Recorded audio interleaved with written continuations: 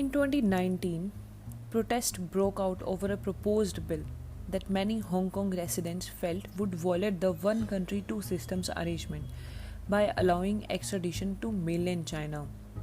The bill would allow local authorities to detain and extradite fugitive offenders who are wanted in territories that Hong Kong does not have extradition arrangements with, including mainland China and Taiwan.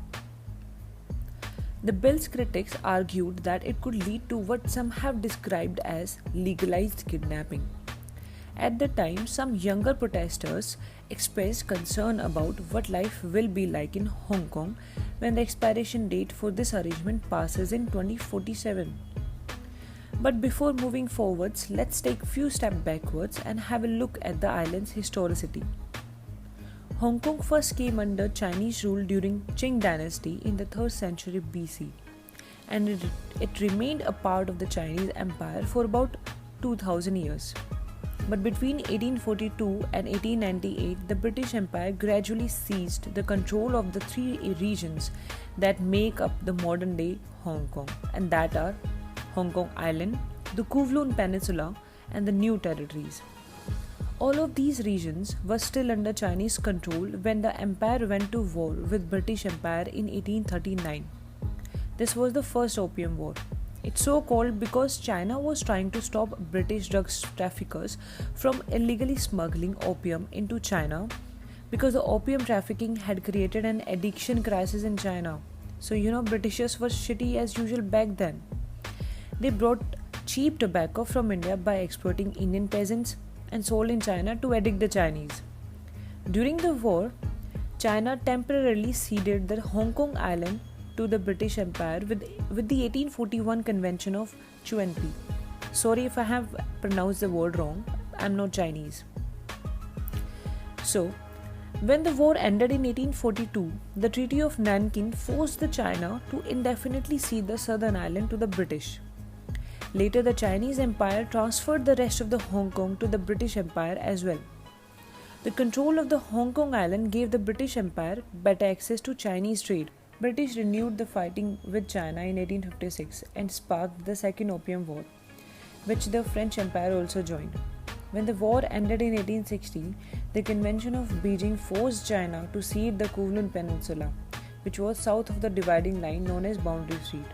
On July 1, 1898, the British Empire negotiated the Second Convention of Peking with China, this time leasing the new territories between Boundary Street and Shenzhen River, the modern dividing line between mainland China and the Hong Kong. The lease was set to expire in 99 years, meaning that China expected Britain to hand the region over back on July 1, 1997. During World War II, the Japanese Empire briefly interrupted British control when it occupied Hong Kong. By the way, Japanese were occupying most of the Southeast Asia as well. After the war, dozens of countries in Asia, Africa, America won independence from Japanese and European control. But Britain continued to rule over Hong Kong, one of its major colonial territories. In 1982, with the expiration date for British control of the new territories looming, British and Chinese leaders met with each other to negotiate the transition. Because the 1898 lease didn't apply to Hong Kong Island and Kowloon Peninsula, Britain could have tried to negotiate keeping those regions. However, Prime Minister Margaret Thatcher ultimately didn't think that those two regions would be able to survive on their own. Here you can see a Chinese propaganda poster showing an enthusiastic celebration after the return of Hong Kong to China in 1997. Britain decided when the deadline arrived, it would hand over all the Hong Kong to China. Whether Hong Kong supported the handover wasn't part of the discussion at all.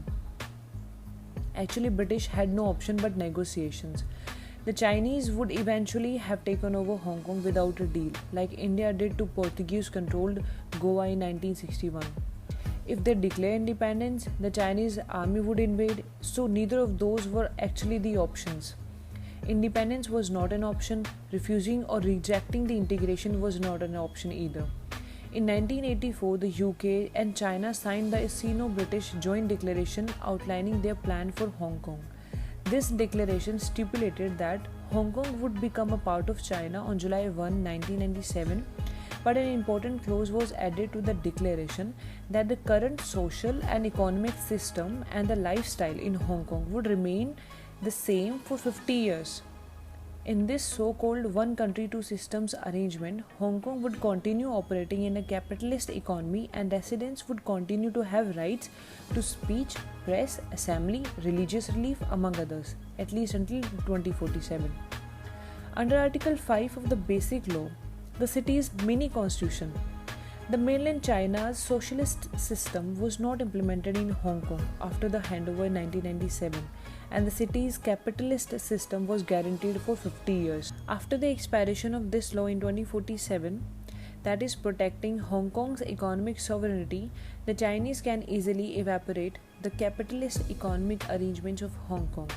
Foreign judges could soon fade from Hong Kong courts. Recently, a High Court judge, David Dufon, sentenced 7 police officers to 2 years behind bars for assaulting pro-democracy activists during the Occupy movement in 2014.